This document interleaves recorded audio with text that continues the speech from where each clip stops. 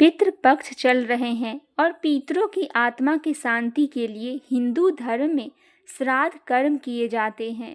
मान्यता है कि पितृपक्ष में यमराज पूर्वजों को अपने परिजनों से मिलने के लिए मुक्त कर देते हैं।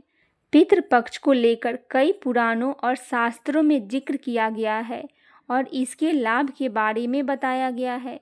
विष्णु पुराण में तो यहाँ तक कहा गया है कि पितृपक्ष में केवल पितृगण ही नहीं, कई देवी देवताओं और जीवों को वह भोजन पहुँचता है।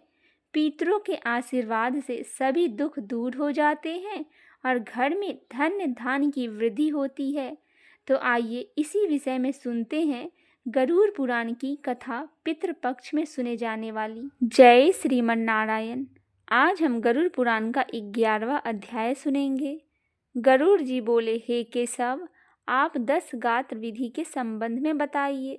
इसके करने से कौन सा पुण्य प्राप्त होता है और पुत्र के अभाव में इसको किसे करना चाहिए।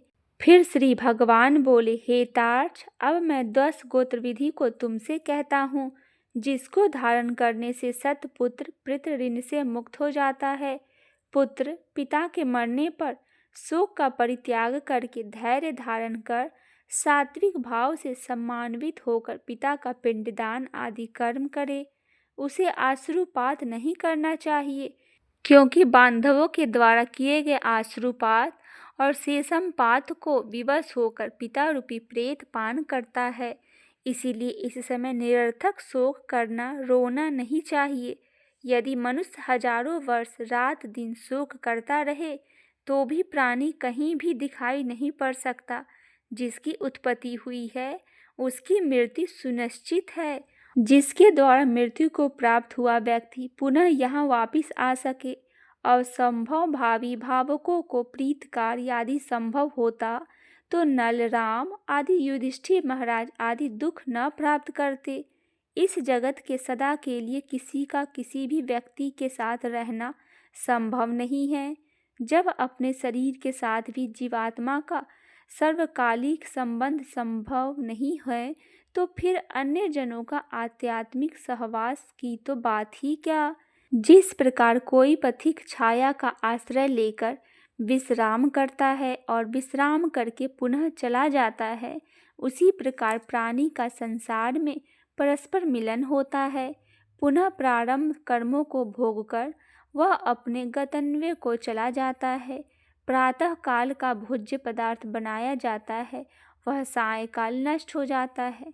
ऐसे नष्ट होने वाले अन्न के रस से पुष्ट होने वाले शरीर का नित्यता की कथा ही क्या। प्रत मरण से होने वाले दुख के लिए यह पूर्वोक्त विचार औषध रूप है। अतः इसका सम्यक चिंतन करके अज्ञान से होने वाले शोक का परित्याग कर पुत्र को अपने पिता की क्रिया करनी चाहिए। पुत्र के अभाव में पत्नी की और पत्नी के अभाव में सहोदर भाई को तथा सहोदर भाई के अभाव में ब्राह्मण की क्रिया उसके शिष्य को अथवा किसी सपिंडी व्यक्ति को करनी चाहिए। हे गरुड़, पुत्रहीन व्यक्ति को मरने पर उसके बड़े अथवा छोटे भाई को पुत्रों को या पौत्रों के द्वारा दशागात आदि कार्य करने चाहिए। एक पिता से उत्पन्न होने वाले भाइयों में यदि एक भी पुत्रवान हो तो उसी के से सभी भाई पुत्रवान हो जाते हैं, ऐसा मनु जी ने कहा है। यदि एक पुरुष को बहुत सी पत्नियों में कोई एक पुत्रवती हो जाए तो उस एक ही पुत्र से वे सभी पुत्रवती हो जाती है। सभी भाई पुत्रहीन हो तो उनका मित्र पिंडदान करे अथवा सभी के अभाव में पुरोहित को ही क्रिया करनी चाहिए।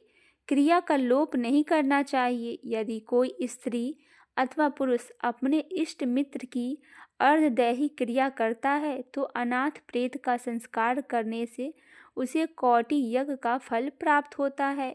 हे खग, पिता के 10 गोत्री कर्म पुत्र को करना चाहिए, किंतु यदि ज्येष्ठ पुत्र की मृत्यु हो जाए तो अति स्नेह होने पर भी पिता उसकी 10 गोत्रादि क्रिया न करे।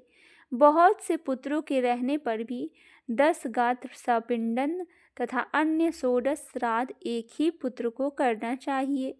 पृथक संपत्ति बंटवारा हो जाने पर भी 10 गोत्र सपिंडन दान और 16 श्राद्ध एक को ही करना चाहिए, किंतु सांवत्सरिक आदि श्राद्धों को विभक्त पुत्र पृथक पृथक करे।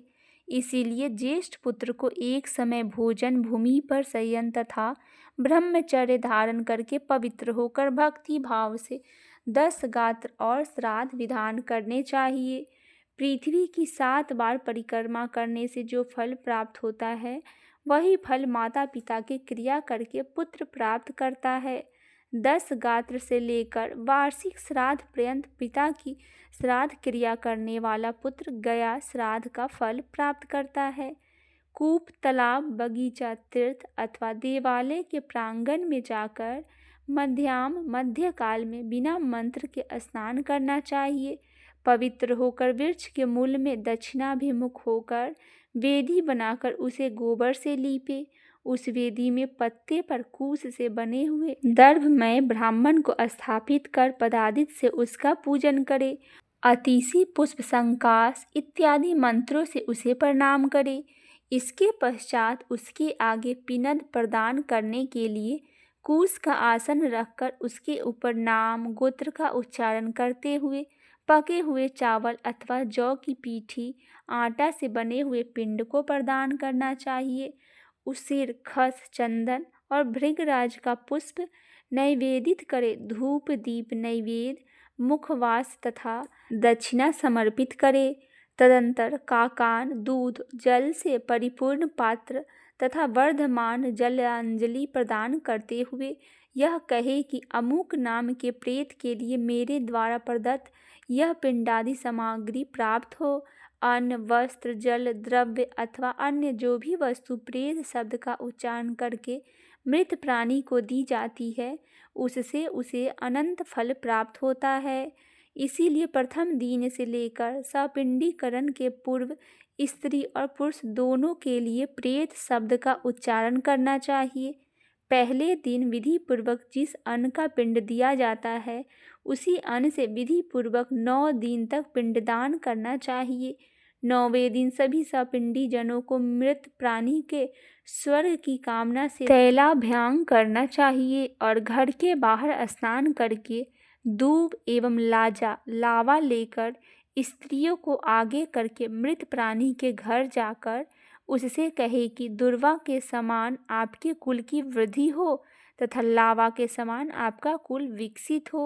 ऐसा कह करके दुर्वा समान्वित लावा को उसके घर में चारों ओर बिखेर दे।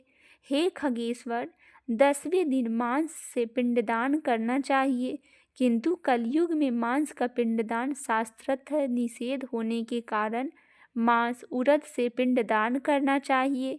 10वें दिन क्षौर कर्म और बंधु बांधवों का मुंडन कराना चाहिए। क्रिया करने वाले पुत्र को भी पुनः मुंडन कराना चाहिए।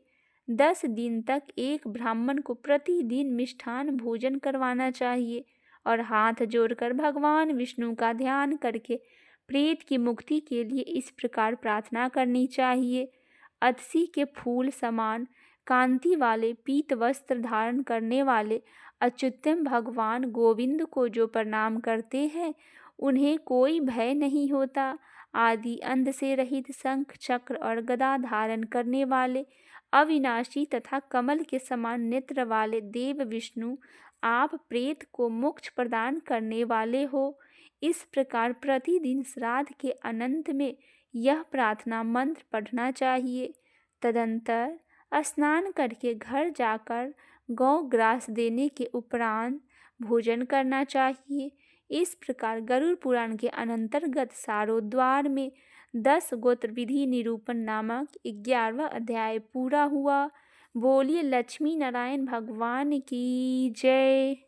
अगर अभी तक आपने गरुड़ पुराण का पिछला अध्याय नहीं सुना है, तो चैनल पे जाके गरुड़ पुराण के सभी अध्याय को आप अवश्य ही सुने।